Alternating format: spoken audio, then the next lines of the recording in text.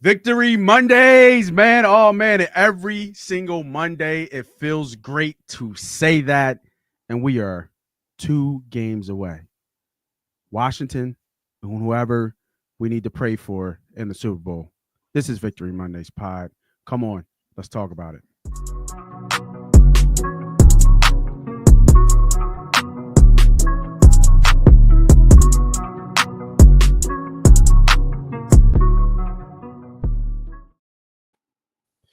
Welcome everybody back to another Victory Mondays. Another Victory Mondays on the Money Pot Podcast and Money Pot Betting YouTube channel. I am the host. I'm the CEO. They call me Moss Money. And of course, I got the GM himself, the Lord in the eye in the sky, Ernie B. What's up, bro? What's going on, dog? What's going on, man? Victory Monday. Man. Happy to be here. Yeah, every Monday is happy to be here, man. We are on a stone cold heaters. The Eagles plow through the Rams in a great game. I got some things to confess. I get it off my chest, get it off real quick. Bring on all the Nolan slander you can. I want it. Come on. I still don't like him, and it's okay that I don't like him. It's okay. But the kid is balling. I won't knock the kid from balling. The kid is absolutely balling. But if you want to talk Nolan Smith, we can talk Nolan Smith. Trying to be positive. Don't want to be negative. Don't want to break the kid down.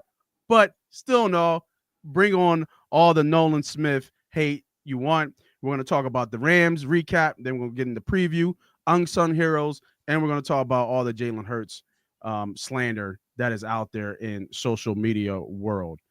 Man, a lot of things to unpack today. We had a new president. We had Elon Musk doing some Nazi sign. We had, Victory Monday pod. We got the college football championship, and baby mamas out there going nuts because Trump is signing in the law. If you get child support, the dad can claim the kid. So a lot of shit going on here in the good old USA. But let's talk about our favorite sport in the world, football, and we'll talk about your Philadelphia Eagles. So with that being said, Philadelphia Eagles versus the Rams, great game. I take another hit too. They called me out on it. I didn't think that like a lot of people said, oh, Saquon's going to go like shady. I was like, nah, that ain't happening, bro. That's once in a kind of time period that you will see that in that type of weather and for that player to have that type of game. And I was completely wrong. My man from the Santa Boot podcast called me out, called it a cold take. It was a fucking cold take because freezing cold take because Saquon absolutely crushed it. Probably could have went for even more yards. Very close game. I felt like the game itself was always close. I felt like it was always too tight in the game. And I want to know what your thoughts are of what you saw in the game. Because it's funny, a lot of us talk. We don't talk during the game. I'm not sure if you're a talker during the game. Are you a talker during the game? Or you can only talk with certain people? Nah, I mean, I have a couple people that will text me, but it's more of like... can you talk with that guy right there? Can you talk with the homie? Can you talk with him? I don't do much like... I don't do much talking during the game, to be honest with you. You just watch. You just watch. Just watch. It's very passionate, though. When Puka Nacua caught that ball, I could tell you the computer chair I'm sitting in got sacked. I bent the corner like Nolan Smith, so it was there were some things that get thrown. It's a very passionate experience. I feel you. Be humble. What's up, bro? Be humble is closely watching this Notre Dame game. Hopefully that comes through for you, brother. I'm not watching it.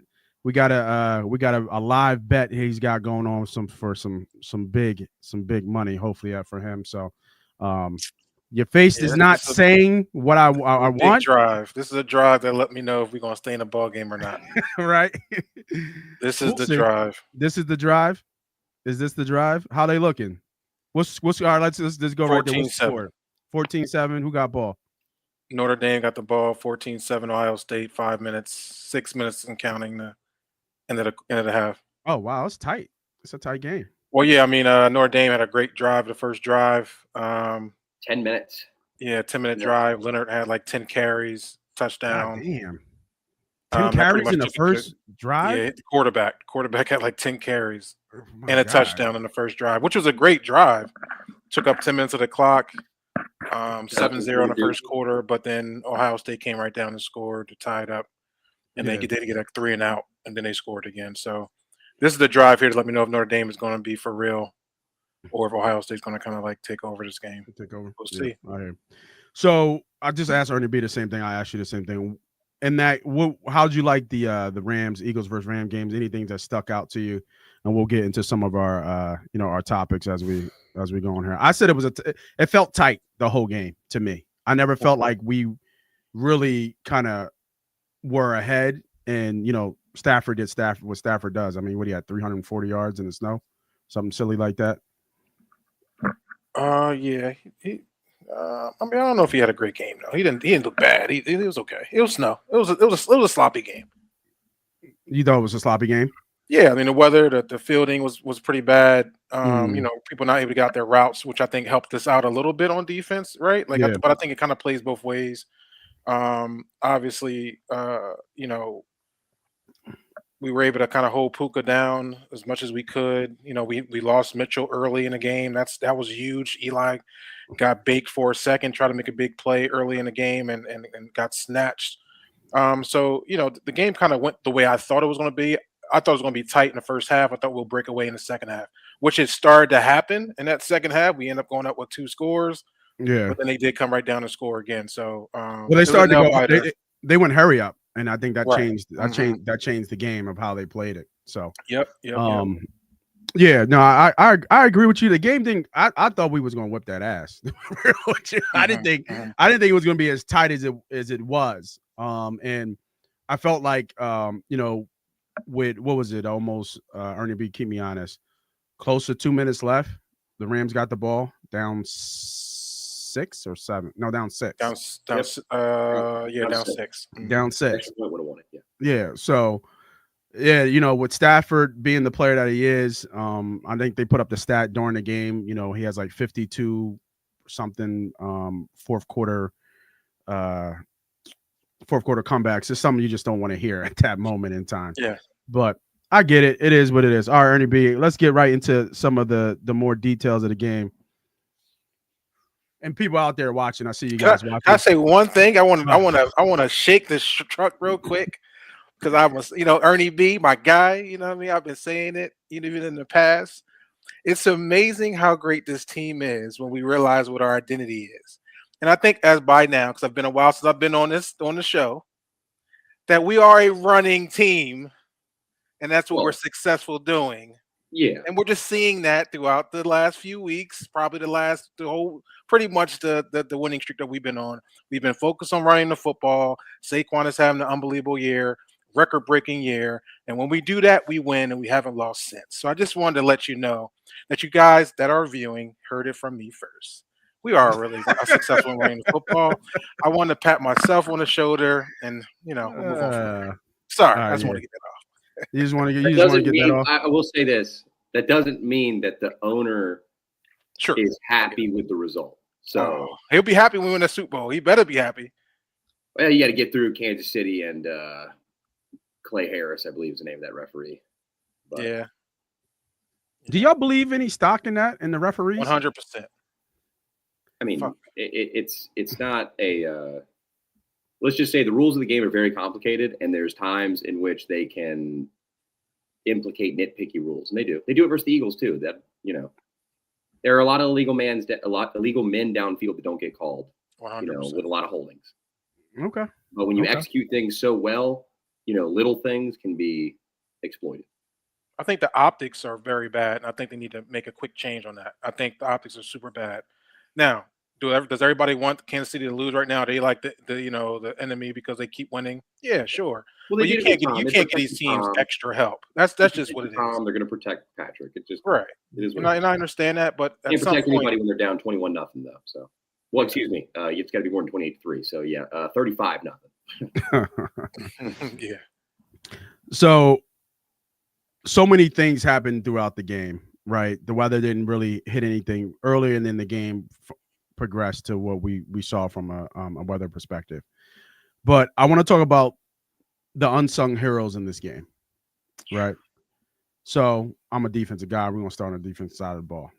Ernie B, give me one unsung hero from this Rams Eagles game, not named Jalen Carter, because Carter's easy. Without looking at the stat sheet, I'm going to go Oren Burks. I thought that he tackled well in place of Nakobe Dean. He was not wearing the green dot. Zach Bond was. Zach Bond's getting a lot of praise all year. I want to say that Oren Burks stepped in, and that was my biggest point of concern. I believe they talked about it in the last show. But he did. He came in and did his job. Didn't have. He had a hell of a game. He had a hell of a game. Big tackles. He was where he was supposed to be. There were a couple missed tackles here and there, but it was, just like B Humble said, it was a nasty game out there, man. I mean, it was ugly. It was Northeast football in January at its finest. It's just that guy is not going to get a lot of praise from anywhere else, but I think Oren Burks went in and did his job in place of Nakobe Dean, who was in the midst of a breakout season and suffered an injury that could impact next year as well. And Oren Burks was able to hold off the hotshot rookie Jeremiah Trotter Jr., who I was told was possibly going to get some looks. Yeah, I thought he was going to get the start. I thought he was going to get the start. Role if Oren Burks struggled. Fangio is very quick to pull. Rodgers let up that second 50-50 ball, and he yanked him right out the game from Ringo. He's old school. If you don't play well, he's going to, take your snaps away. He will give you a chance to get back in the game if the other guy doesn't do his job, whatever it may be. I actually believe Ringo got a little banged up there. But Oren Burks, man, that's my guy. Yeah, 4 tackles, 2 assisted. I'm almost positive he had a couple for loss. He had a couple of really big tackles. To open up last week the way he did on special teams, and then to step into the role that he did this week. Absolutely. I think he deserves a shout out. Yeah, good call. Good call. I wasn't even thinking about Burks, but it was that's a good call. Yeah, it's funny. The first time I seen Burks was the last game of the season. I think he had like 18 tackles when he started that game. It was pretty crazy. I'm like, damn, 18 tackles in a game is pretty good. I thought he was a little, going into the first round, he did open up the game up real strong with the fumble calls. I thought he got out there a little bit, was a little out of position. I think that was a good thing over the week. They were able to kind of get him right, because I thought I was watching him closely when we played in the first round. Who did we play? I can't remember. I forget about these guys so fast. But we played the Packers. I thought that he was a little out of position. He was, trying to over tackle, overstepping, getting a little beat. Not being in a position to make a play defensively. And we talked about that too. Humble is okay. We talked about it. It's a tough, I don't know. It's a tough spot. I don't know if you've ever had that done, because everywhere I've been, I either didn't play because I wasn't good enough, or I started. It was never like a starter went down and I had to come in and play. And it was kind of similar to Burks against the Packers. Special teams guy, special teams ace. Then your starter goes down, and then he's forced to be the guy, and then kind of figure that out along the way, where sometimes those backups, it's NFL is professional football, but sometimes those backups don't follow the script and don't know their jobs. 100%. But my bad. Go ahead. I just wanted to 100%. I think like I said, I've seen that little glimpse of the 18 tackles or 17 tackles he had in that the bye week that we had, the last game of the season. And I think even going into the next game, he looked a little lost, out of position, but then even up to the week, I think they were just talking about Jeremiah Trotter Jr. getting some time, splitting with him and Burks. So it seemed like they probably wasn't even really confident going into the game. They're going to kind of feel how the game flow went.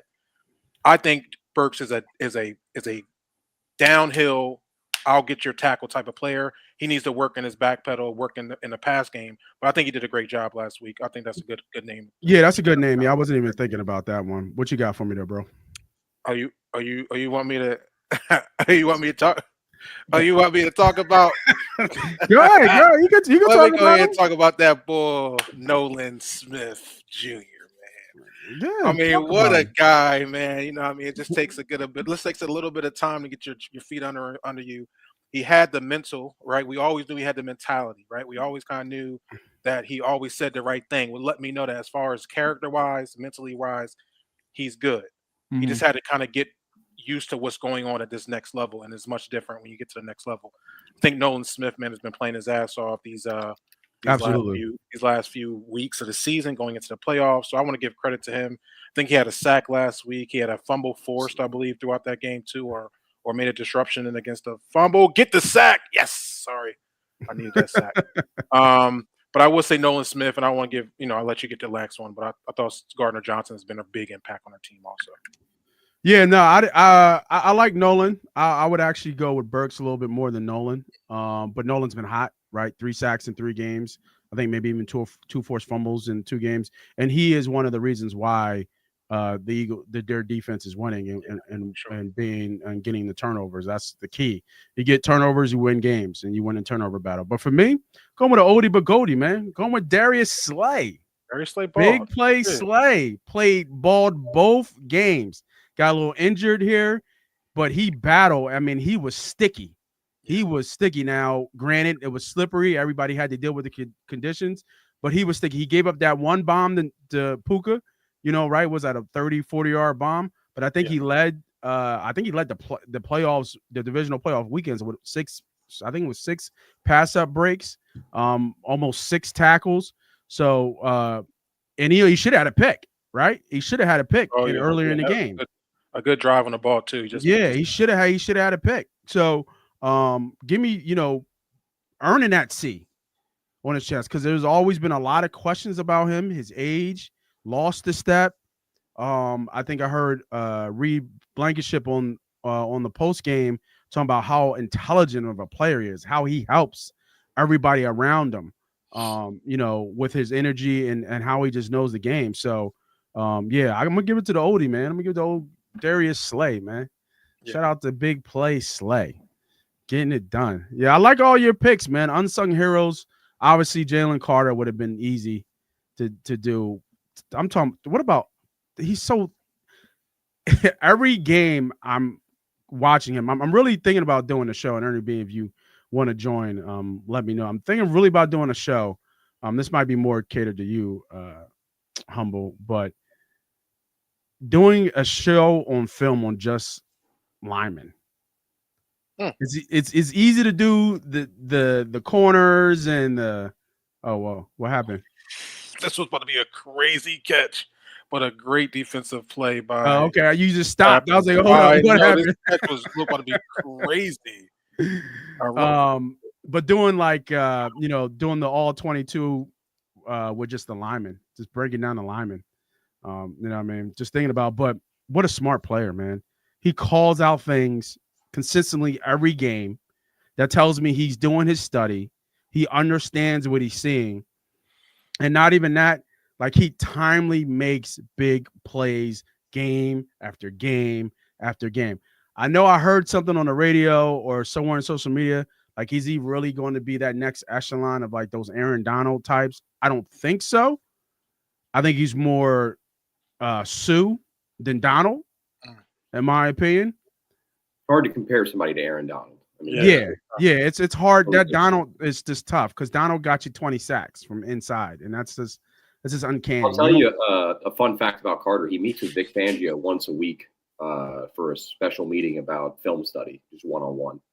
I believe it because he calls it out. He recognizes stuff as soon as he calls it out. This year, you notice with the coaching of Clint Hurt and Fangio, like how much more his football intelligence took that leap. Like, the athletic ability's been there since his senior year at Georgia. Like, he was a man amongst boys, and it showed itself last year, but it fell off at the end when his IQ wasn't as high, his football IQ. And he tried to make plays just based on talent. When you take that talent and you mesh it with his football IQ that he has now, he's an extremely dominant player. He was being double teamed, held. It didn't matter. He was causing problems the entire game. Real quick, Jalen Carter and Nolan Smith combined on Sunday versus Rams. 13 pressures, 3 sacks, 3 tackles for loss, 2 forced fumbles, 5 solo tackles, and 1 pass deflection. Crazy. That's pretty good success in the playoffs out of your 2 first-round picks just a year ago.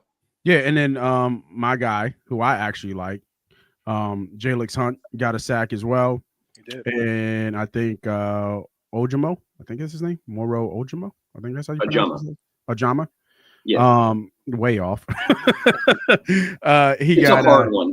That one's a hard one. Yeah. I'm looking at it. I'm like, oh, that shit. I'm gonna try it. He got his first career sack as well. He's gonna step up. He's gonna step up next year. I expect Milton Williams to probably leave in free agency. Do you think Milton's gonna go? Real quick, yeah, they tend to have stuff done extensions wise in fall for rotational players, and I've heard Milton wants a bigger role. New England and Carolina are two to watch there. I know New England is pretty curious about Milton Williams. Yeah, that are they 3-4 in New England still? Yeah, he could do damage. He could do damage there. He's a good three. He'll be a good 3-tech too. You know what I mean? He's awesome. I would love to keep him. I would love to keep him. Awesome. If they don't have it, the reason I said that is just because Moro Ajuma is going to be the next up there. I mean, he's next in line to be that guy of a rotational defensive tackle. Do you think they pay Davis when Davis is ready to be paid? I mean, what the fuck do you mean by pay? I mean, whatever he's worth. He plays 20 snaps a game. He's going to get paid as a rotational nose tackle. I mean, I don't think anybody else really anymore. Yeah, I mean, he plays 20 snaps a game, dude. He hasn't played on third down this year. Wow. Yeah. I mean, I know what he is, right? I do too. We talked about what he is. Are they even thinking about picking up his fifth-year option? They're not. Okay. They're going to go into a negotiation about, a lot. I believe they want him here. I would want him here too. I think they do. I just think that the role of him turning into anything more than a nose. Yeah. No, it's not. Yeah. I mean, but for those of us, I mean, we were talking about like a Dexter Lawrence like jump from a player that didn't show that in college. So right. Georgia kids' problem is they're just so talented. They go up 40-0 in the first half and they rotate everybody out, so they only end up playing half a game. Yeah. Quick update for people who are joining. Looks like Ohio State just scored. It's now 21-7. Who gets ball in second half? Ohio State. That's a tough score right there to give it up right there at that point. Any concerns about injuries to Quint with Quinyon and who else got hurt? Quinyon's supposed to Jalen Hurts. Oh, Hurts. That's right. Yeah. Rogers got hurt, left a little bit. I believe Ringo also missed some snaps. Yeah. The big one though is Quinyon and Jalen. Jalen, we won't know. I mean, if you want to be honest, Mitchell said he was good in the locker room. We'll see what that is. I'm guessing AC strain on that, sprain rather. But I'm guessing that Hurts. We'll see. I mean, he said we'll see. He did that, awesome hot take of a presser that he always does. So we'll see what happens with him. I mean, go. Hold on. Give me your Jalen. Give Humble hasn't seen your Jalen. Give me you see. Watch him. Give me Jalen. Like says when was winning not enough. And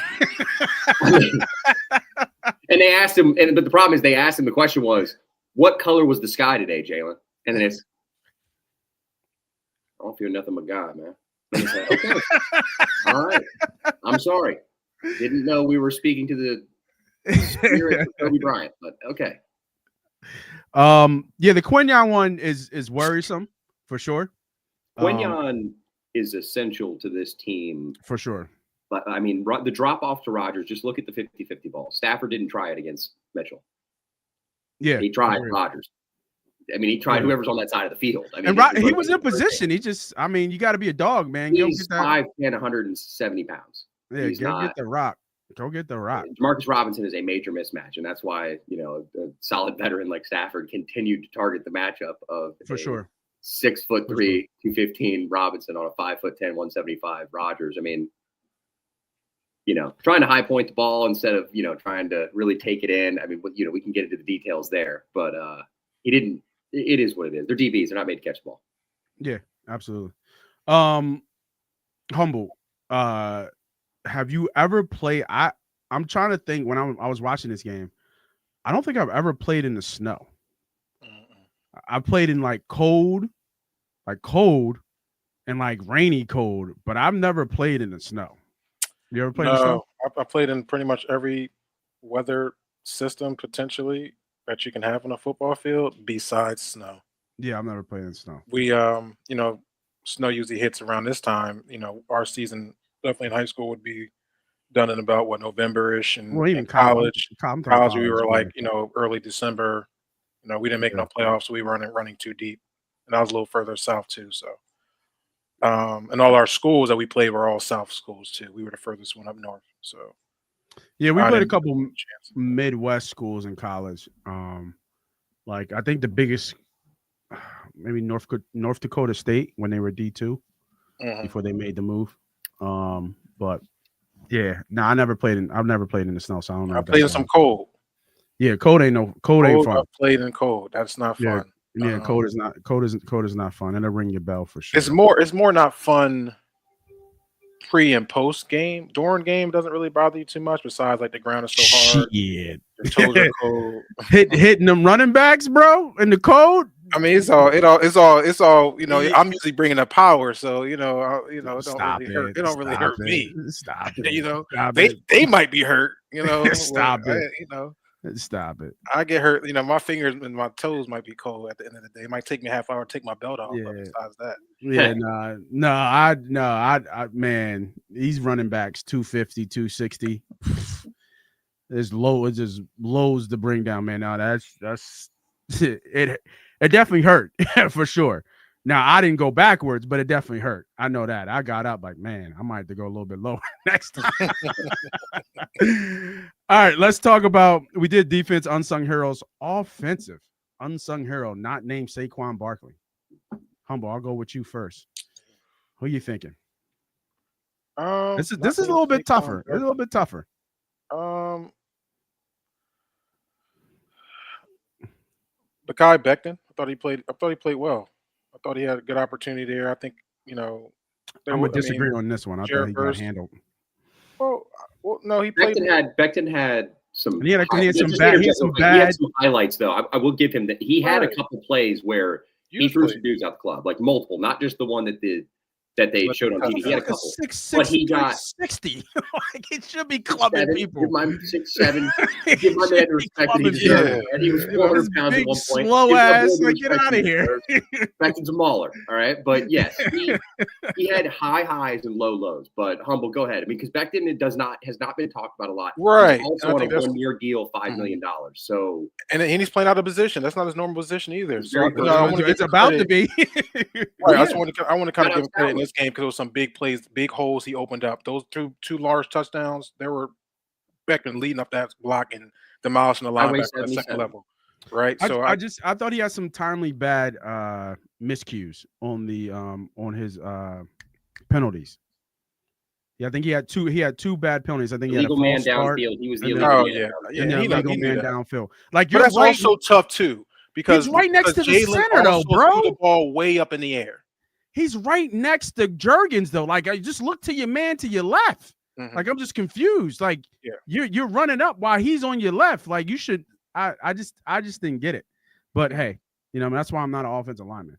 I mean, it's tough. I mean, I can get the low hanging fruit. I just wanted to give Becton a little, little shine. You big dummies. Yeah, but he had a pretty good game. Not perfect, but he had a pretty good game. All right. The one I just sent you was the one play where Verse just demolished Becton. But it's not. It was just he hit him from the side. Becton wasn't looking. It was bad. Yeah, he wasn't looking. Oh yeah, that was the run, the move on Lane Johnson. He got the sack. Yeah, where he juked Lane, and then Becton was just there, and he just got bulldozed. I didn't know Verse was like that, bro. I ain't gonna hold you. Like I didn't know Verse was really like that. Like not only did he talk it, he backed it up because what he had 2, 3 sacks. Yeah, 2 sacks. 2 sacks, and just disruptive all around, and then. Like you said, throwing around 6'7", 6'8", 360-pound guys, just knocking into him. He has thrown Mailata down and Becton down this year. Yeah. Which is like, I mean, I'm just going to go ahead and tell people, like, there's a thing within NFL circles. You guys know it. There's certain teams that get off the bus, and they're just different. The Philadelphia Eagles are one of them. And that offensive line walks off in a row, and I'm talking all 10 of them. Yeah. They are a group of men that is different. They are I've met Jordan Mailata in person. I've met his family. The dude, I mean, I'm 6'4", man. And I'm over here like, what's going on, guys? I mean, this is fantastic. I mean, it's different, man. Like, it's just different. Man in 6'6", 335, you know what I mean? Like, Jurgens is the small guy in the middle, but he's moving bodies. I mean, he's playing great. So I don't want to switch topics. I don't want to stay on it. Is this Jalen's biggest, as far as height-wise, tallest O-line? For sure. We are the second largest O-line on paper going into the season. The Bengals had Trent Brown as a starter, and they had us by like 7 pounds or something. Like it was like 2 inches and 7 pounds if you added everything together. But I mean, talking about a quarterback, because you got a great point. He is 6'1". He's 6 foot and some change one. You know what I mean? Like he's not the tallest guy. But yes, this is by far the largest offensive line he's ever been around. And I've said this a lot of times, a lot of heat he comes on Jalen Hurts. And I think a lot of that comes down to he just cannot see in outside that pocket. It's just hard for him to see. And that's why he rolls out so much to the right. He just can't see. I'm telling you, he loves his O-line. They're good. They've been around. But I forgot Beckman's at the guard at 6'7". It's kind of hard to. He is all back, and I got a big ass wall in front of me. I know we're moving past it. No, you're good. That came to my mind as we were thinking. I was like, damn, that is the tallest one he's been. It is, because the one thing I didn't know that Dickerson was 6'6". Yeah, like Dickerson, he's a legit 6'5", 6'6". Like he's a big boy. Yep. Dickerson was bitching so bad after the game about cleats were slipping. He was pissed. Well, hopefully, you got to deal with it next week. I don't think it's snow in the fourth. Real quick though, want to shout out Dallas Goedert. I was going to say that, but I think Dallas Goedert. Yeah, that was mine. Was Dallas? I think 88 is the key to this offense, and I mean outside of 26. Outside of 26, I think that the passing game, if we're going to get this thing on track and win the Super Bowl, it has to start with Dallas Goedert. And I mean by a levels concept. You focus on Goddard, you get Goddard going, get Hurts confident at that level. Then you move to the next level with Smith, in various ways and throws. I'm just talking about from a game plan point. If I want to get my guy going, I'm taking my shots to Brown when I can. I don't want to these forced curls and these insides. Like if he's not running a slant or a button hook to the first down, A.J. Brown should not see a target within that range in this offense the way that they're operating right now. That should be a Dallas Goedert route. What is Kellen Moore's offense? Because this is not Kellen Moore's offense. Yeah, this isn't it. This is not Kellen Moore's offense. Okay, so what we saw in week 1 versus the Packers was somewhat. Jalen Hurts has officially attempted his first under center throw that was not play action. That was last game. It was last game. Yep. And the week 18 bench warmer game against the Giants that Humble was referring to, that would be Kellen Moore's offense, and under center. That's what he does. Okay, not to get too into it, but it's just not. The quarterback is not comfortable with doing certain things like that. So if it's Sirianni's offense, it's not Sirianni's. No, it's not Sirianni's offense. It's not Sirianni's. This is going back to probably 2000, like it's going back to 2022. This is going back to the original RPO that we talked about, and that's what you're seeing. Very basic. Yeah. Okay, so the concepts of this, because when you talk about Goddard, my thought immediately starts thinking about West Coast type offense. Are those concepts? So it is a West Coast offense. Mesh. I mean, it's West Coast. You're running a lot of mesh. RPO, inside zone. I mean, they run a lot of counter plays. I mean, it's to put it to you like this, it's a very simple offense. Now, why? I don't know. They will argue that their talent is so great that it needs to be simple, that they don't have to get cute with anything. But, I would disagree with that. Okay. I think it's simple. I'll be real with you. And I'm not on the bus of Jalen doing bad. I think he's doing excellent at his position right now, what they're asking him to do. I think it's simple because of Jalen. I think he just has an issue with that O-line. I'm being honest with you. I think we're able to lean on Saquon Barkley. The holes are opening up, quick slants, and then take a couple deep shots down the field if you can. I think it's as simple as that.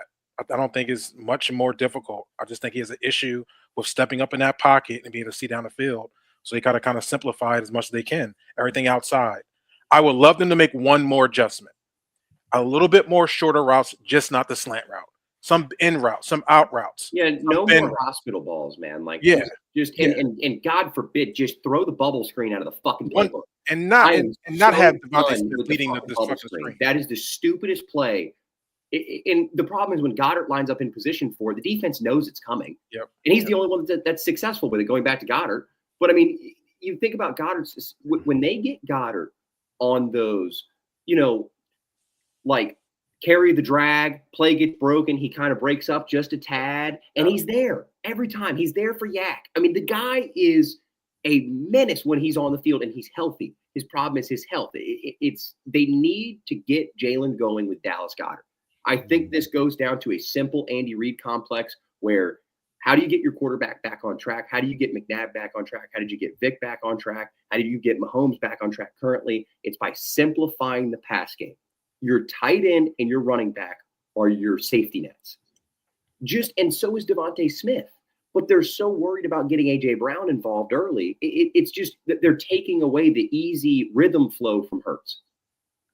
I mean, it's tough not to say get A.J. Brown involved because the numbers speak to it, right? Like, when he's involved with a knee injury, though, that is hindering his play, whether he wants to admit it or not, his knee is not okay. So do not be surprised if he gets surgery this offseason, whatever it may be.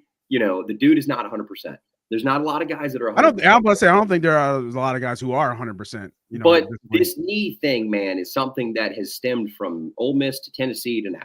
This is we knew this when we traded for him. We knew this when we gave him this extension. He didn't practice once on a Wednesday in Tennessee, not once, and it was for game management to have him available on Sundays as many as possible. So you both touched on Jalen, right? And I think it's a great pivot right now to speak about it. What are we seeing in the media? Let me bring up the I'm probably going to block us. So let me do this.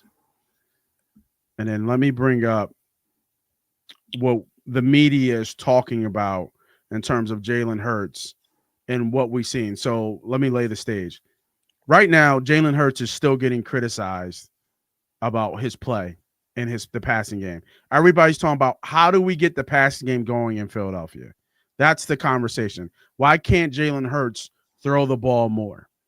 And when we look at what we're looking at in terms of, let me see if I can. It doesn't work like that. Let me see. All right, we're just gonna have to go with it right here. We'll just listen to it. So these are the winners of the divisional round games. Obviously, Daniels was not in this one, but Hurts 198 total yards, 1 touchdown. Mahomes 191 total yards, 1 touchdown. Allen 147 yards, 2 touchdowns. I think there were 2 rushing touchdowns. I'm not sure if he had any passing touchdowns in that game against the Ravens. But like, just going back to it, man. Why are we in this? Why are we in this kind of situation where everything, like, understand Philadelphia is always big news when it comes to sports and the Eagles, but why are we still questioning his stats versus the dude just wins? It just wins, like, it's not style points at this moment. It's win and keep going, or win and go to Cancun. That's the only choice you got.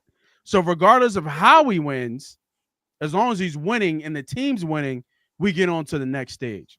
So I just think it's really interesting about that concept. What do you guys think about the hate that we're still seeing for Jalen Hurts, kind of really across all social media right now? And everybody's talking about how can we get the pass game going? How we get the pass game going?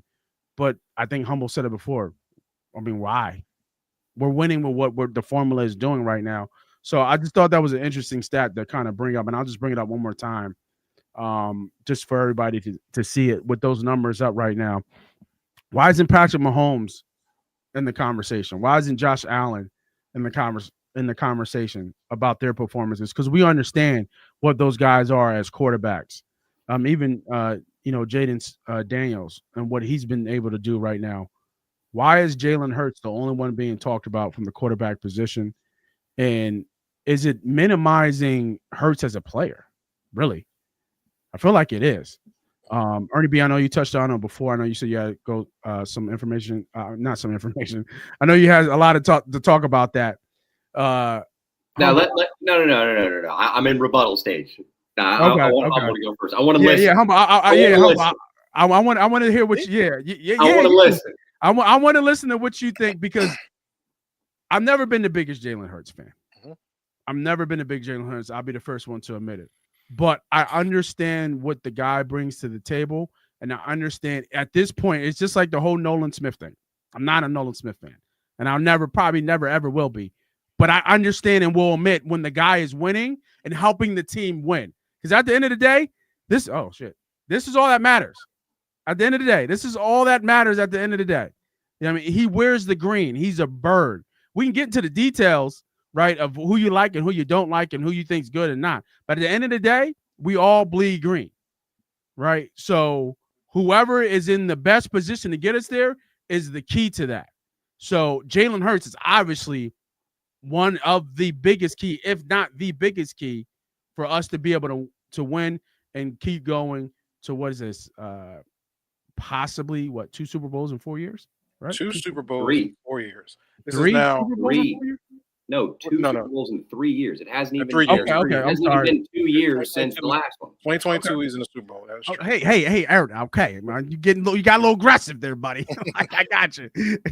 All right, but Humble, go ahead, man. Talk to me, man. What you think about this whole kind of Jalen Hurts kind of complexity of what that we're seeing right now? I think it's ridiculous, 100%. And why I say that? No, he's always fucking good for this. Always fucking good. It's fucking light beer, all right? I'm done with it, all right? It's Bud Every Light. show. He's He's got to get up and go somewhere, man. It's just like it never fails. He's like, yo, Nate, hold me down. You know what it is. Fucking crazy. But my bad. Go ahead, Humble. No, man, it's unfair criticism of Jalen Hurts. Jalen Hurts should get way more credit than the scrutiny that he's getting. Imagine a quarterback that says it's not about me. It's about imagine that. It's not about me and my dropbacks. It's not about me and my pass attempts.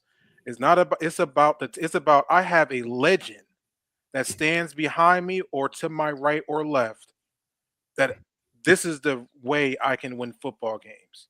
I'm the issue if I don't give this ball to him or make it an opportunity for him to be successful.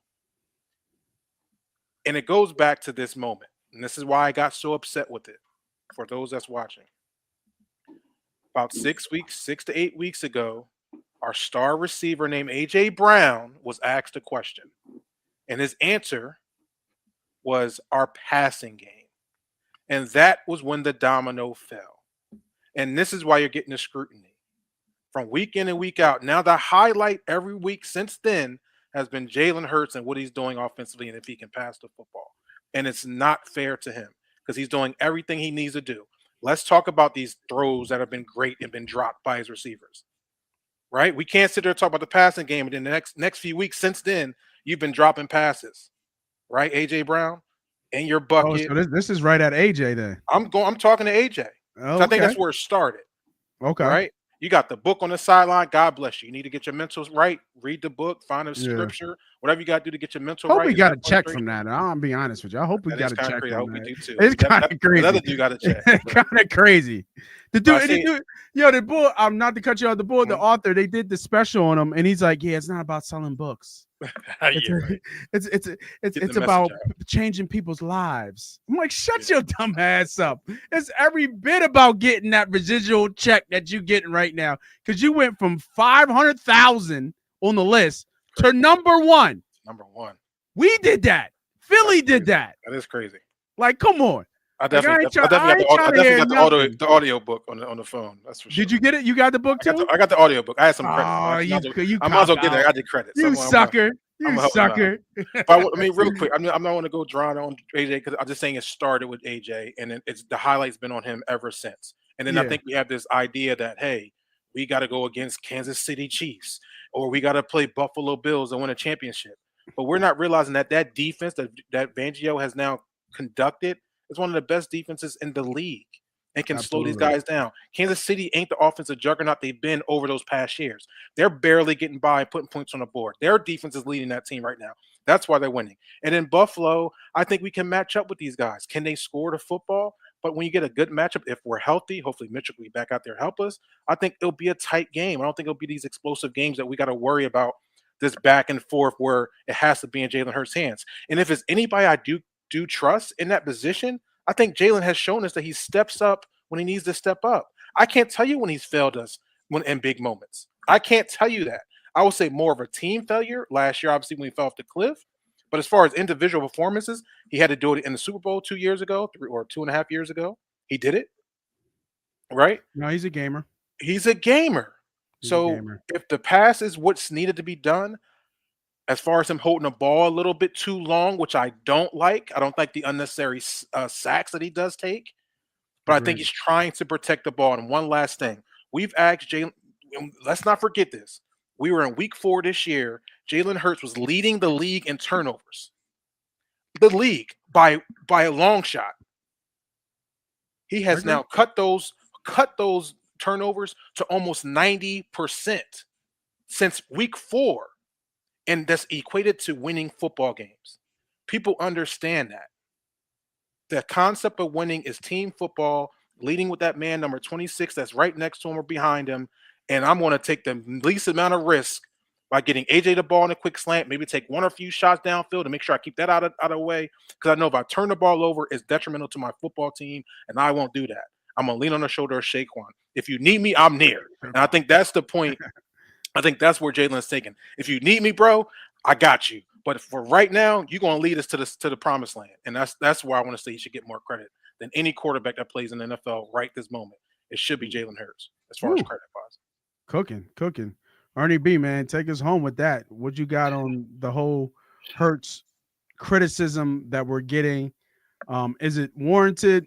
Does the line, he's just a running back playing quarterback, stick at this point? Obviously it's all about winning at the end of the day, but why are we still getting these questions and these thoughts about Jalen Hurts and even the combo, right? The quarterback coach combo, even Nick Sirianni still question marks when the results speak loudly. I think it comes with the territory, man. I mean, the head coach quarterback combo in this city is always going to be under a massive microscope.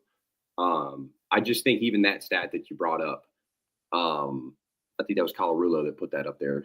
But look, the dude is not Josh Allen. He is not Patrick Mahomes. He is not Lamar Jackson. He's not Joe Burrow. So don't compare him to them.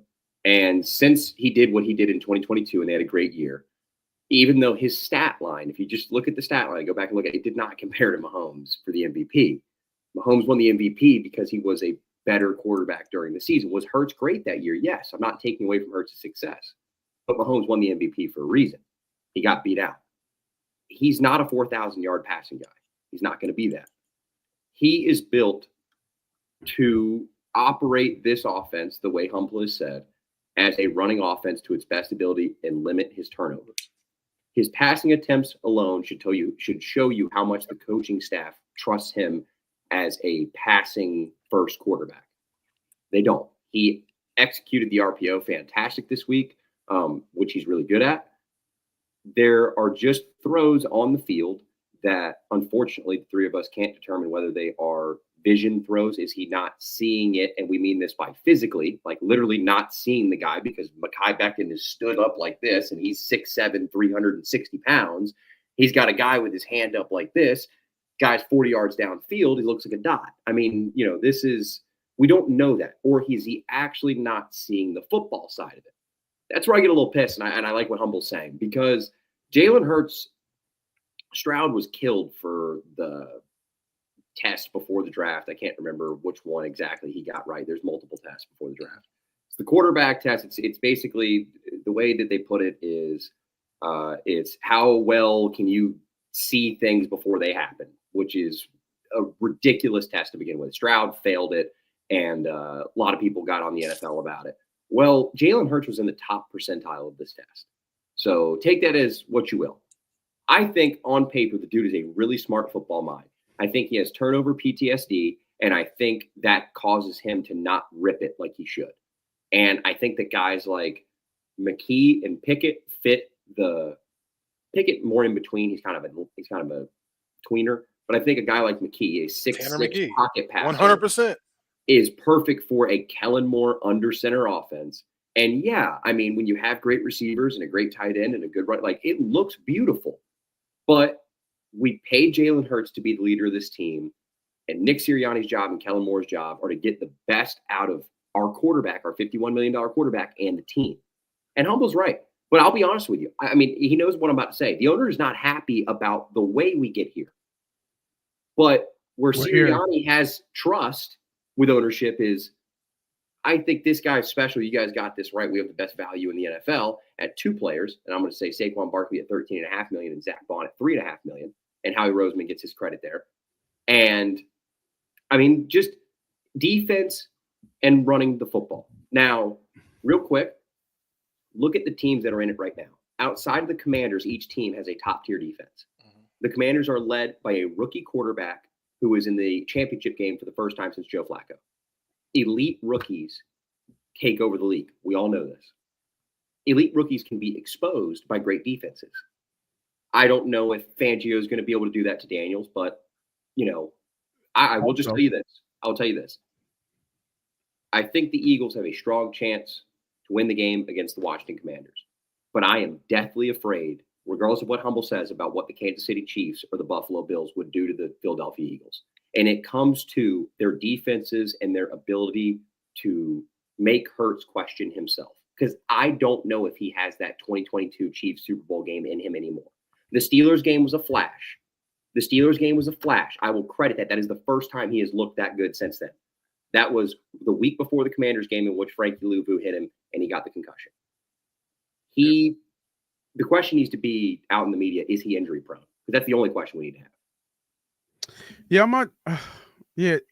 I'm not sure if he's injury prone, but my thing is that his eyes are downfield, and I don't understand why he doesn't take the easy pass. I feel like Saquon's always open in the flat.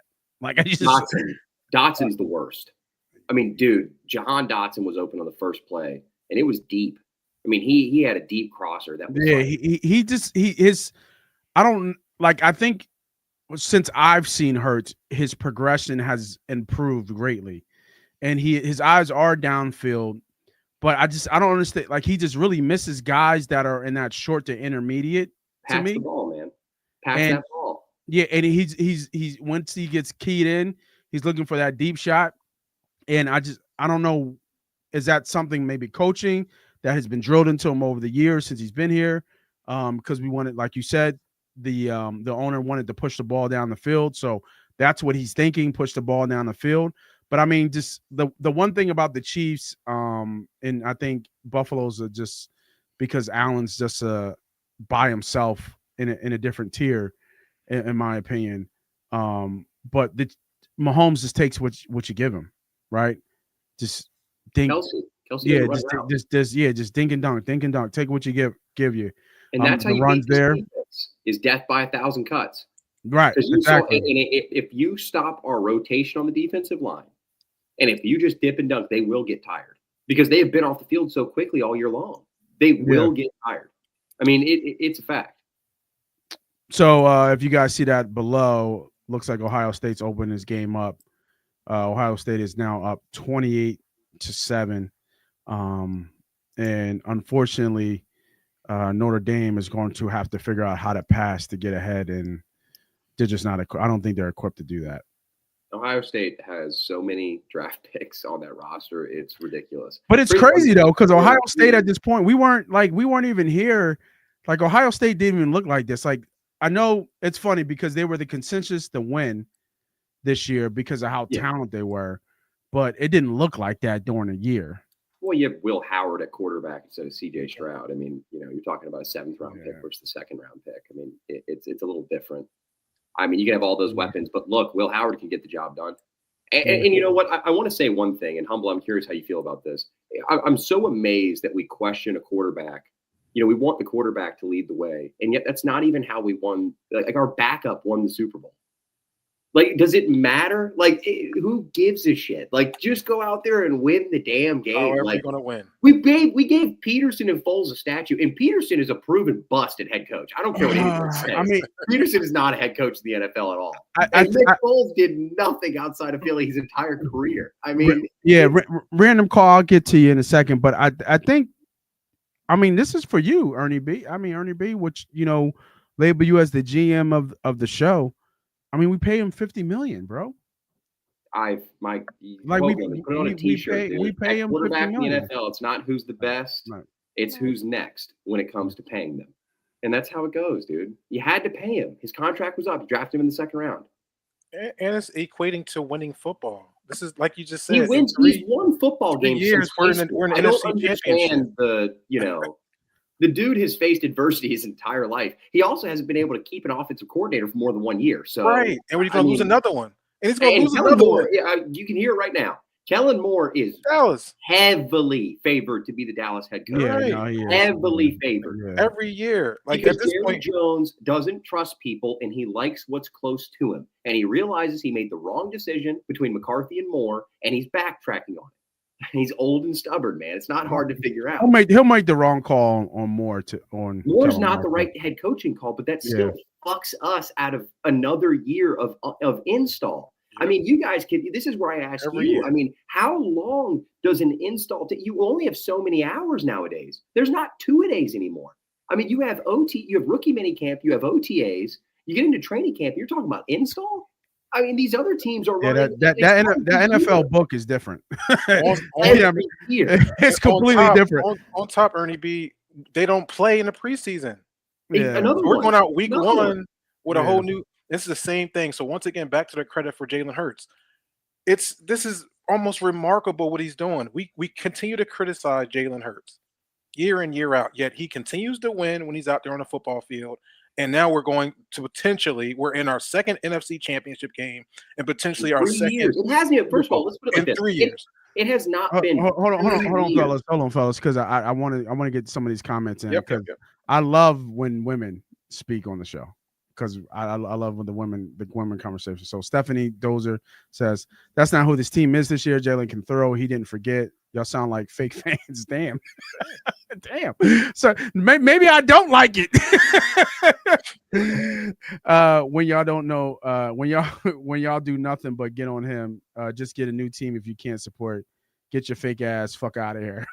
I thought everything we said was go get you a Lamar with a fancy stat who always loses in the playoffs, turns the ball over. Damn. I was trying to give you some shine. But then you gonna hate. I don't think she was listening to us correctly because I thought we were all in support of Jalen Hurts. Oh, absolutely. It's in support of Jalen Hurts, but this is what it's all about. Every bleed green. He ain't a 2-time MVP. No. He's not that. That's the biggest problem though. Is why do we have to take the best dude in the league? Like, all right, I'm gonna ask everyone a question on the show.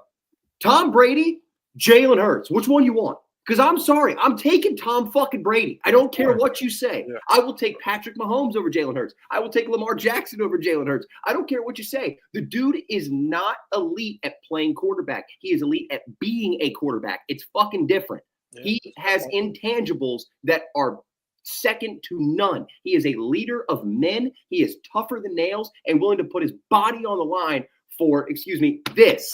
And that's all that matters, man. That's all that matters. Rex Grossman made a fucking Super Bowl. Nick Foles won a Super Bowl. You don't need him to be that guy.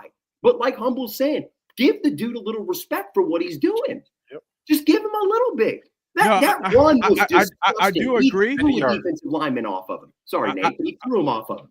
No, I do agree, but sooner or later, when you face elite talent, you have to find a way to beat elite talent. Like we talk about, he's beat the Ravens, right? He beat Lamar, right? We talk about Nick Foles being a backup guy and hasn't been shit. But when he was in the Super Bowl, Nick Foles is fucking elite. Yes, so was Tom Brady for 500 yards passing. Absolutely, but you need elite to beat elite. Like you don't need that elite because Nick Foles has never been elite in his life.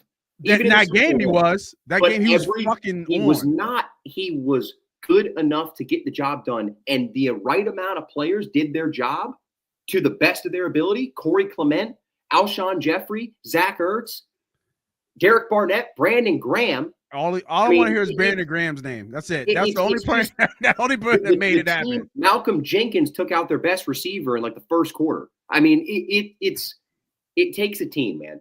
I know one thing. It does take a team. I know one thing about 17 is that team was so connected on and off the field that it was different. 2022, they were connected, but I'm telling you, 2024, this team is twice as connected as they were in 2022. They are a better football team. I don't care what you say about 70 sacks. It is a better defense. They are a better football team. The offense and Jalen Hurts was more explosive in 2022. But I like what Saquon's doing. I mean, who doesn't love a 78-yard gut punch? I mean, like in the fucking snow, dude. I mean, this dude is Floyd Mayweather playing running back for the Philadelphia Eagles, and we're talking about Jalen Hurts. I mean, like he did what he had to do. He didn't turn the ball over. What did he do in the Super Bowl, Nate? Turn the ball over. Had a great game, but that fumble, buddy. That's why he wears a glove on his right hand or left hand. Excuse me. That's tough. This is my question, real quick. I know you want to jump. We say that when it comes down to these bigger teams, we got to be at a blah, blah, blah. Who are we talking about? Because literally only one other team we got to be talking about is Kansas City Chiefs. Because Jalen has beat every other star quarterback. Buffalo is. I think he hasn't played Josh Allen, right? Has he played Josh Allen? Yeah, they beat him last year in that insane 61-yard field goal in the rain to win it. So we beat Josh Allen, we beat Lamar Jackson, we beat Matthew Stafford. We beat last year too. We beat Mahomes. So he has beaten every elite quarterback. Blew the Steelers out. Joe Burrow, the Steelers defense Russell Wilson. Hey, we talking about regular season games. This stage is different. He's been to the Super Bowl. This stage is different. Andy's got 3. No, he's got 3, right? Yeah, and he's got 3. You got Spagnoli over there with 4. That stage is different, bro. You got to step your game. This ain't regular. We're not talking about regular season pass. Back then, you had Shane Steichen, a young offensive hotshot coordinator, and you have Jonathan Gannon, young hotshot coordinator. You have Vic Fangio, who is one of the best defensive coordinators in the league. I mean, but has Vic been to a Super Bowl? I don't know. Wasn't he the DC of the Broncos in 15? That's a decade ago, bro. I think he might have been. Decade, dude. Fangio. Okay, first of all, hold on. Nate. Oh, what? What is that? Peyton Manning? We're talking about Peyton Manning? No. Hold on. Vic Fangio, bro. They call an entire defense based. I'm just saying. That's 10. You're talking about 10 years ago. He was last time in the Super Bowl. It's a long time. The league has changed. We talked about it as each other. The league is almost a year-to-year league. The head coach and the quarterback and a good portion of the team were just there again less than 2 years ago. There's not 2.5. It's not 3. It's less than 2. I'm just talking about Fangio.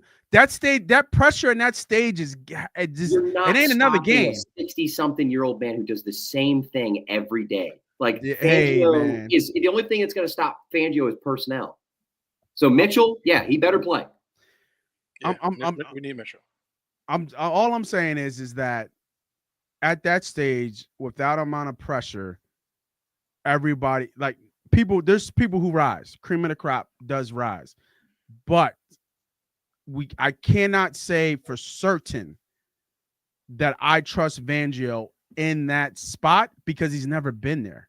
He's just never been there. Dude, I'm not questioning a 40-year-old coordinator in the NFL. Like Super Bowl, I'm not. It's been. I mean, he might be right about Denver. Von Miller and the evisceration of. I'm just wondering. I don't know if Fangio ever coached in the Super Bowl. That's all. I'm just wondering. I'm not sure. Fangio was the Niners DC too in the Super Bowl. Dude, I think Fangio might be in multiple Super Bowls. Man, you're talking about like Bill Walsh days. Like what the fuck? No, I'm talking about 49ers in the Super Bowl? They were just in it last year. He wasn't there though. I'm just talking about it. You just act like Niners in the Super Bowl are going to be a Bill Walsh days. I mean, they were just there. I'm saying just Niners in the Super Bowl don't even. That's so. Last year, Nate, you did. Yeah, maybe this drink is catching up to me. Let me go to random call. If the Commanders somehow score early and the Eagles score slow, will Jalen need to take risks? talking about he doesn't take risks to begin with, so I don't know. Quick preview to Eagles versus Commanders, and I mean we'll get into this. Me and Humble do our show for our betting show on Thursday, so make sure you guys check out for that. Not many games left to do, but we still cooking with that. Yeah, you know what? I think this is a really tricky game coming from Humble. I love him, Brent's on that. I do, man. Because it's still a division game. It's still a division game, and those games are dogfight. It is, and those games get tricky. Do I like the Eagles in the game? Of course, I like the Eagles. I'm going to keep that energy up. The Rams would be feisty last week, and I actually yelled at you because I said Stafford's your boy. Stafford is my guy. Him off like it's nothing. And Stafford is my guy, but I'm just saying it's tricky when you face a division rival or in division game for the third time in the playoffs. You know it's tricky. It is. It is definitely tricky. In the first game, they were handled. In the second game, they were in it with Kenny Pickett. There's no skipping over the Commanders, man. There's just one game left before the Super Bowl, and some of us have been there, and some of us haven't been there. So I'm looking for one game to have one fucking team left to play, and I'm not going to focus on them that much because I've already played them twice. Yep. So, only can do so much against Washington or, say, Washington. I mean, it's not that deep. It's just people not that so deep. Like into like the moment. But both games were close, and we lost one. With our quarterback. The beginning of that game, Jalen Hurts in the offense, Saquon, they were moving the ball at will. Right. And then Frankie Louvu, who did not get fined for that hit, which I don't understand. I mean, I really don't understand roughing the passer or helmet-to-helmet contact in the NFL right now. It's about as blurry as you guys remember a football move for catching the ball? What was a football move? That's roughing the passer and unnecessary roughness right now because they call it when they want to. Talk about Mahomes, and his great little run there. And then, don't get me wrong, the helmet-to-helmet on the slide, that's a penalty. But Will Anderson, give him a little at the end of the pass, right after the ball's like here, and he's getting hit. Dude, that's the game, man. Yeah, he was hurt because he got hit. Yeah, I don't think any of us are looking over the Commanders, but I'm just saying, what's the line now? What, 5.5? It jumped up, right? 5.5. It opened at 5. No, I think we saw it 4.5. Yeah, it got down to 4.5. It's back up to 5.5. It's back up to 5.5. It's I don't know. I think the hype around Washington is just annoying me. That's why I put my head in my hand. Like, all right, guys, pipe the fuck down on Jaden Daniels. Yes, he's a good quarterback. Great. Yo, they went to Detroit. I mean, do you see Don is always on. Don ain't nowhere to be fucking found right now. You know what I did tell Don all year he don't want no fucking smoke, man. You know what I did do? And yet, what happened? The NFC Championship runs through Philly. However it happens, it is what it is. We're still here. Right. And this is what I want to say about Detroit. And I look back at that Minnesota game. And it wasn't the fact that these players weren't getting open.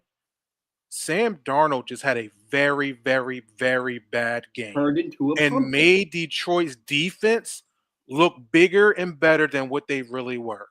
The difference between that game and Washington, he weren't missing those throws. They're the same routes. I mean, I'm talking about these guys. Minnesota receivers are running wide open. He could not make the throw.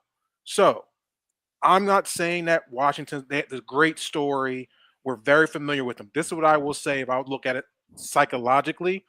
I think Washington had to come into this playoffs free, right?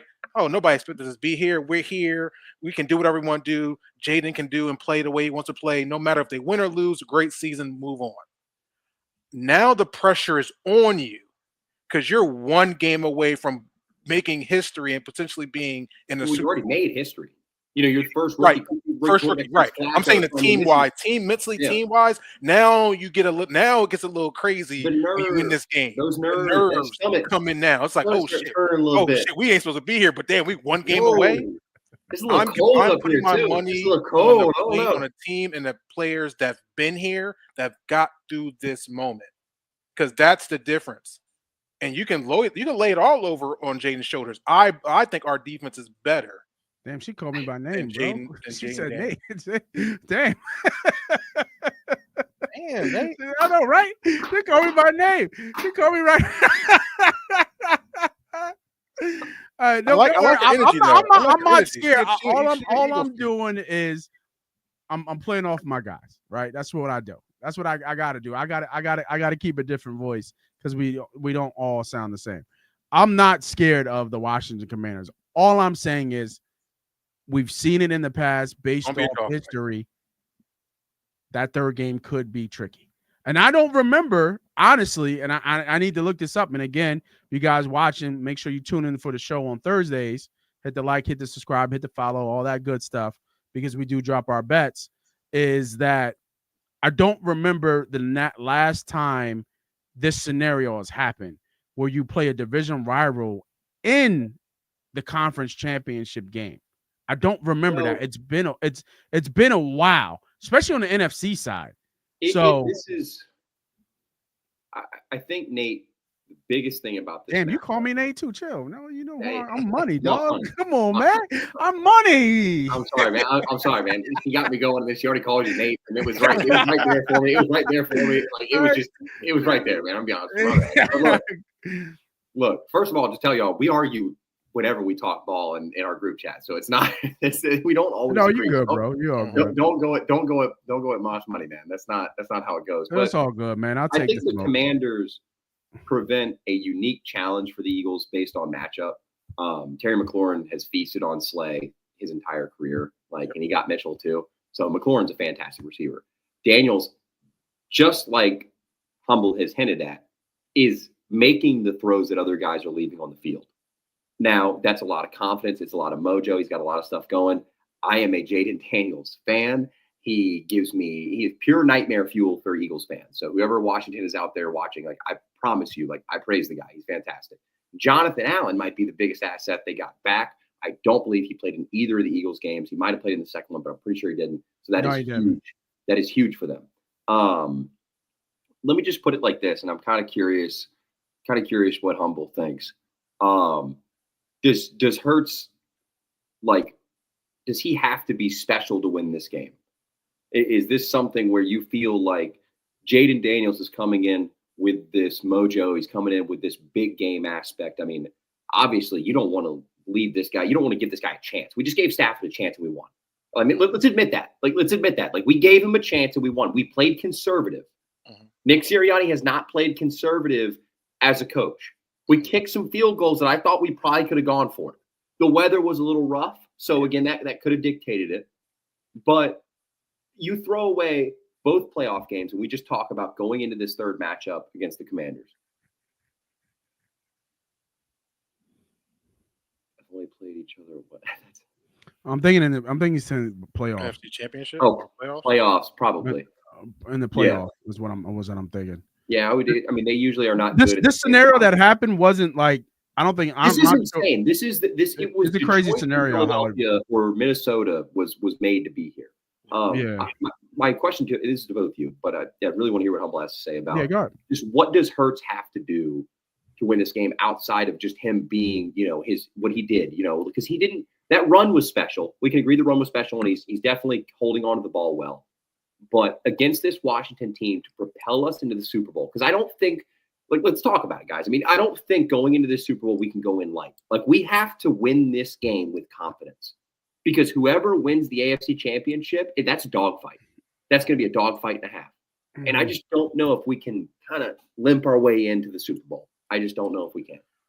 So, I mean, I will say two things. I think what you're saying is right. Is it necessary? I don't know, because you get that 2-week break going into the Super Bowl to prepare, get healthy. So I think the mindset changes whether we win by 40 or not in this game. Yeah. But I will say this. I think the number one most important thing that cannot happen is Jalen to turn the ball over. Yeah. If you turn the ball over to the Washington Redskins, and what's been happening over these last few weeks for Washington is that they've been taking advantage of those turnovers, just like they did in Detroit, right? Yeah, so I think what Jalen has been doing, we have to stay consistent. I think our O-line is going to play the biggest impact, because they're going to be able to open them holes up for Saquon and get them big gash plays and big explosive plays, and then Jalen can play off that. And once you get those one-on-one man coverage outside, which Washington likes to do, or if you're going to say we're going to start loading up the box to stop this manimal behind there in 26, then Jalen can do what he wants to do with throwing the football. But number one is take care of the ball and we win because we're a better team. Our defense is playing lights out. Timely plays and turnovers they've been doing. And I think they'll be able to do that also with Jaden Daniels. Will Jaden have some good plays here and there throughout the game? Absolutely. He's an athlete. He's playing lights out right now. He has a beautiful pass. This ball reminds me of the old Russell Wilson ball, the way he throws the ball way up there, drops right down into the pocket. So I'm very, very intrigued of seeing how his career goes. But at this moment, I don't give a shit right now. We're going to attack this motherfucker, make him make some mistakes, hopefully. Jalen Carter get after him a little bit, beat up that old line, and by the fourth quarter, we should be able to take it home. And that's kind of how we've been playing all year. Second half team, the Eagles have been for the most part. He's not the biggest guy. Let's just make that clear. Which one? Who? Jaden Daniels. Daniels. He's not the biggest guy, and he's willing to run. He's willing to run. So make Cooper him. DeJean. I need my exciting whites to be putting some ass.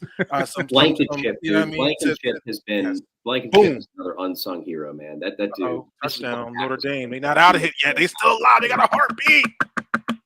Yeah, that was it. 31-14. Yeah. Yeah, game's over. Sorry, bro. They got a pulse. I was rooting for you though. I was rooting for you. Random call. I don't like using injury as a determining factor, but I'm curious to know Jalen's injury status. I think Ernie B kind of said that we won't know. They'll keep that on the wraps.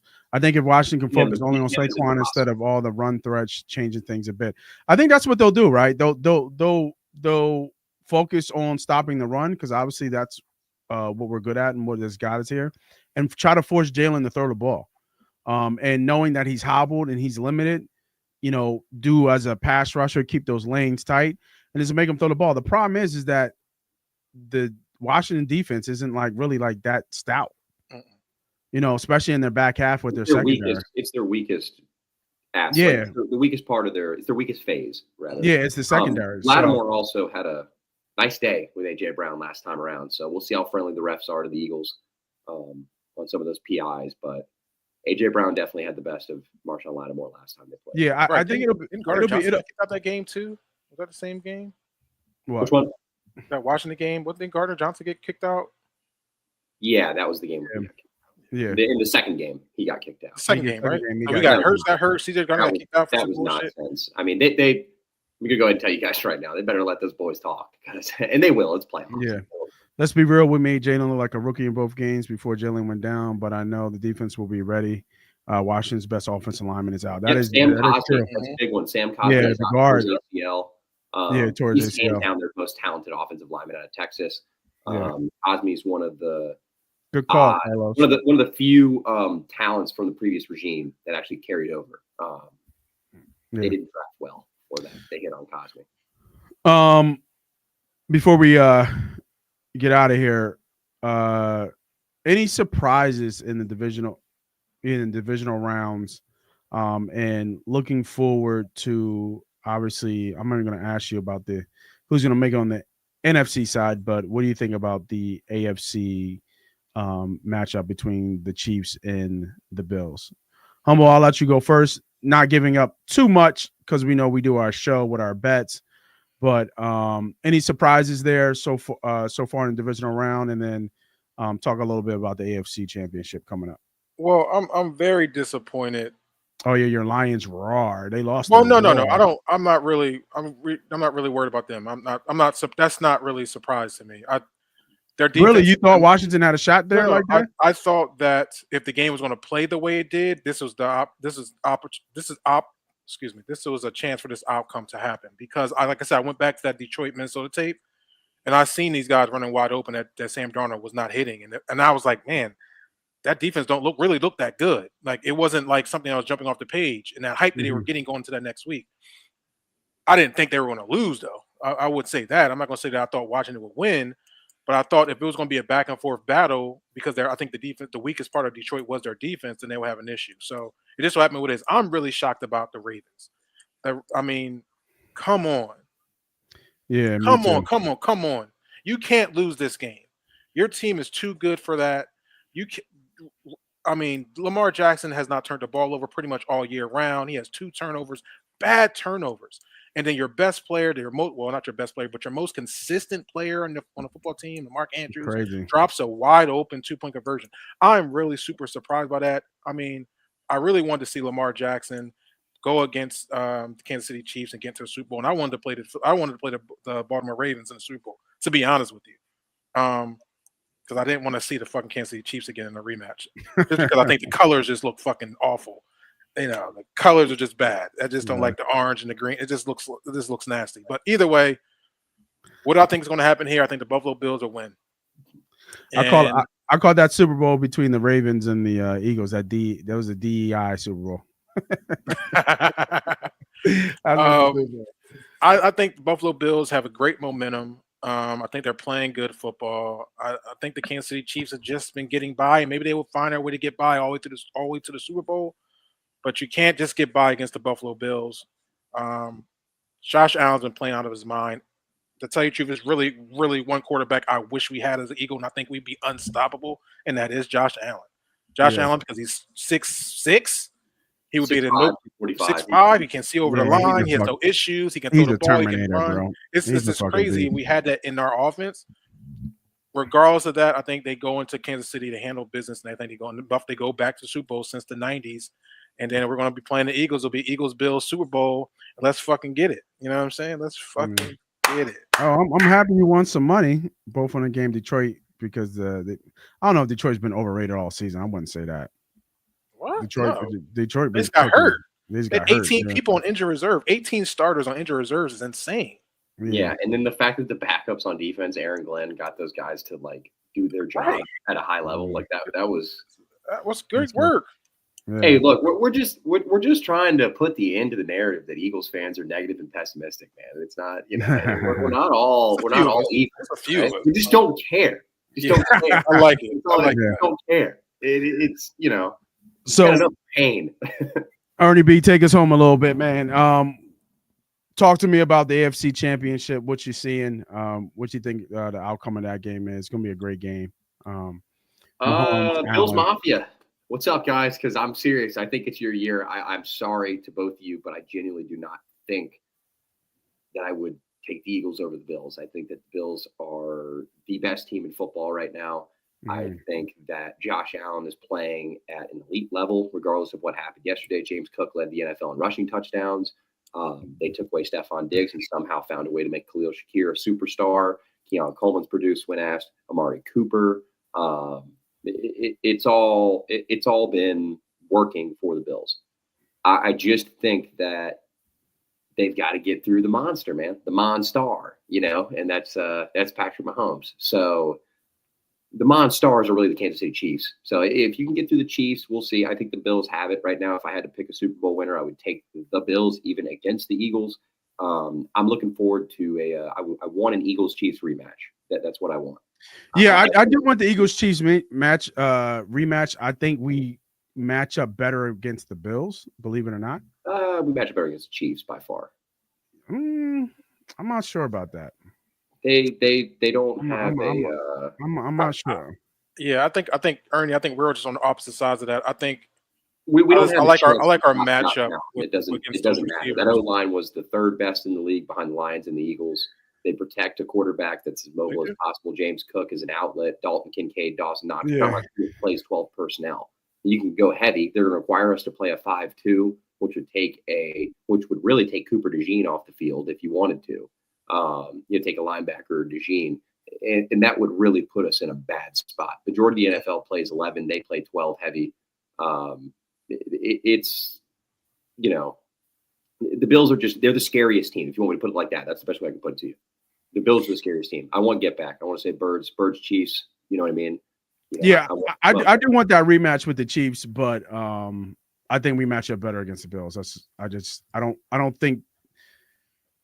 want to say offensively they don't scare me, but their pass catchers, I'm not sure. I don't see it. Don't need them when you have the best quarterback in football, the most talented quarterback in football. Excuse me. Don't need them. That could be true. You can't can't worry about Jaden Daniels and not worry about Josh Allen. My biggest concern with the Eagles right now, I'm gonna be real honest with you. Everybody keep talking about Jalen Hurts.